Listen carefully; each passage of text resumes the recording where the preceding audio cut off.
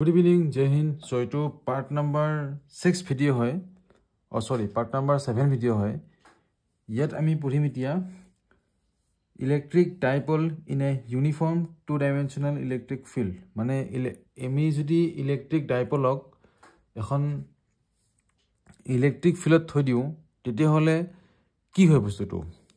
Electric dipole mane bujhe basila je duta jodi unlike charge. এটা small ডিসটেন্সৰ দ্বাৰা separate কৰি থৈ দিও তাক কি বুলি কোৱা হয় ইলেক্ট্ৰিক ডাইপল বুলি কোৱা হয় এটা সেই সিস্টেমটো দ্যাট মিন্স ইলেক্ট্ৰিক ডাইপলক যদি আমি ইলেক্ট্ৰিক ফিল্ড এখনত থৈ দিও তেতিয়া হলে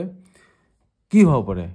কেনেকুৱা ধৰণৰ একচন হ'ব পাৰে ইলেক্ট্ৰিক ডাইপলৰ ওপৰত বাই ইলেক্ট্ৰিক ফিল্ড হেতে পঢ়িমিতিয়া ওকে তো আমি দুটা চাৰ্জ পাৰ্টিকল কনসিডাৰ কৰিছো -q আৰু +q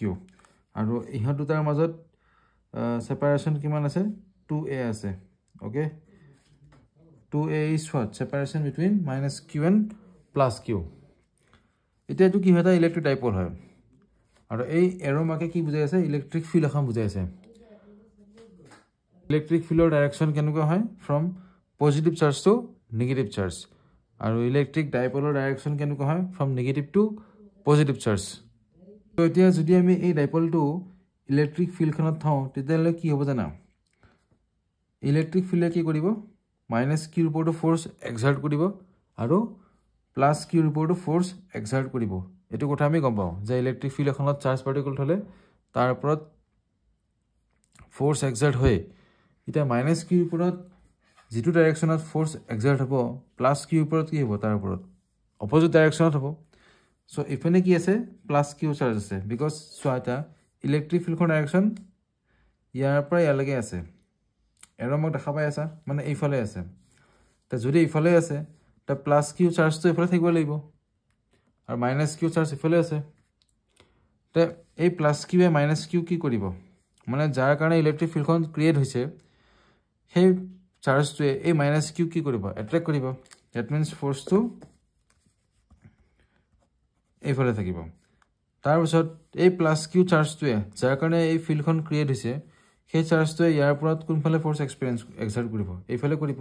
বিকজ প্লাসে প্লাসে কি হয় ৰিপালশন হয় আৰু প্লাসে মাইনাসে কি হয় এট্ৰাকশন হয় এনেকুৱা ফোৰ্স দুটা আৰু যেহেতু চাৰ্জৰ ভ্যালু ইকুৱেল হয় তে ফোৰ্সৰ ভ্যালু কি হ'ব ইকুৱেল হ'ব আৰু যদি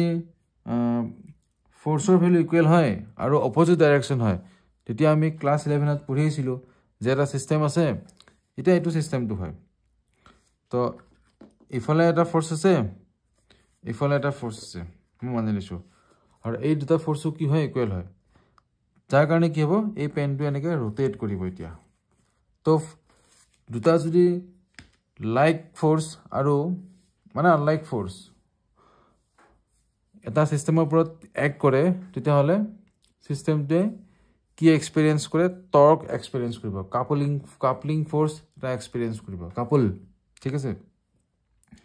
যাৰ কাৰণে সেই সিস্টেমটো ৰোটেট কৰে তেতিয়া হলে এই ডাইপলটো কি কৰিব এতিয়া ৰোটেট কৰিব বিকজ ইয়াৰ ওপৰটো কি হ'ব এতিয়া টৰ্ক এক্সাৰ্ট হ'ব বাই ইলেক্ট্ৰিক ফিল্ড তেতিয়া এই ডাইপলটোৰ ওপৰত যে টৰ্ক এক্সাৰ্ট হৈছে তাৰ কাৰণে ডাইপলটো কি কৰিব ৰোটেট কৰিব এতিয়া কোনটো ডাইৰেকশনত ৰোটেট কৰিব হেতু ফাইন্ড কৰিব লাগে এতিয়া এটা কথা মনত ৰাখিবা যেতিয়া এটা ইলেক্ট্ৰিক ডাইপল আমি ইলেক্ট্ৰিক ফিল্ডত থৈ দিম তেতিয়া হলে কি হয় সেই ডাইপলটোৱে ৰোটেট হয় আৰু কোনফালে ৰোটেট হ'ব যেটো ডাইৰেকশনত ৰোটেট কৰিলে সেই ডাইপলটোৱে এলাইন হৈ যায় কাৰ লগত ইলেক্ট্ৰিক ফিল্ডৰ লগত মানে ইলেক্ট্ৰিক ফিল্ডে এই ডাইপলটোক ডাইপলটো এনেকৈ আছিল আৰু ইলেক্ট্ৰিক ফিল্ডখন ইফালে আছিল তো এই ইলেক্ট্ৰিক ফিল্ডখনে ডাইপলটোক এলাইন কৰিব তাৰ নিজৰ ডাইৰেকশনৰ লগত এলাইন কৰিব বিচাৰে এটো কথা সদায় মনত ৰাখিবা ইলেক্ট্ৰিক ফিল্ডৰ ডাইৰেকশন কোন আছে ইপিনে আছে না ইফালে আছে তো এই ডাইপলটো কি ইফালে মুভ কৰাব এনেকৈ মুভ কৰাব মানে এন্টি ক্লকৱাইজ মুভ কৰাব যাতে কি এই ডাইপলটো ইলেক্ট্ৰিক ফিল্ডৰ লগত এলাইন হৈ যায় তে আমি এটা কি বুজিলো যে ডাইপল এটা ইলেক্ট্ৰিক ফিল্ডত ৰাখিলে হি টৰ্ক মানে এক্সপেৰিয়েন্স কৰে আমি সেই টৰ্কটো ওলাব লাগিব এটা ওকে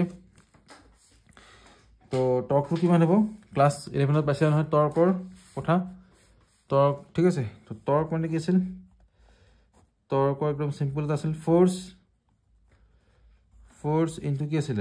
পারপেন্ডিকুলার ডিসটেন্স এটো আছিল ফোর্স ইনটু পারপেন্ডিকুলার ডিষ্টেঞ্চ তো টাউ এনেকৈ লিখিলোঁ ফ'ৰ্চটো কি হ'ব ইলেক্ট্ৰিকেল ফ'ৰ্চ এইটো আৰু ইয়াত পাৰ্পেণ্ডিকুলাৰ ডিষ্টেঞ্চ কোনটো হ'ব কোৱা এতিয়া এইটো কি হয় বেছ এইটো কি হয় পাৰ্পেণ্ডিকুলাৰ এ চি তো এ চি লিখি দিলোঁ তো এফ এ চি মানে কি হয় চাইন থিটাৰ পৰা আমি পঢ়িছিলোঁ ট্ৰিগন'মেট্ৰিত আছিল নহয় চাইন থিটা ইকুৱেলটো কি আছিলে পি বাই এইচ তো পাৰ্পেণ্ডিকুলাৰ কোনটো হয় এইচ চি আৰু এইচ ডেট মিনছ হাইপ'টেনিয়াছ কোনটো হয় এ বি হয় চ' এ চি ইকুৱেলটো কি হ'ল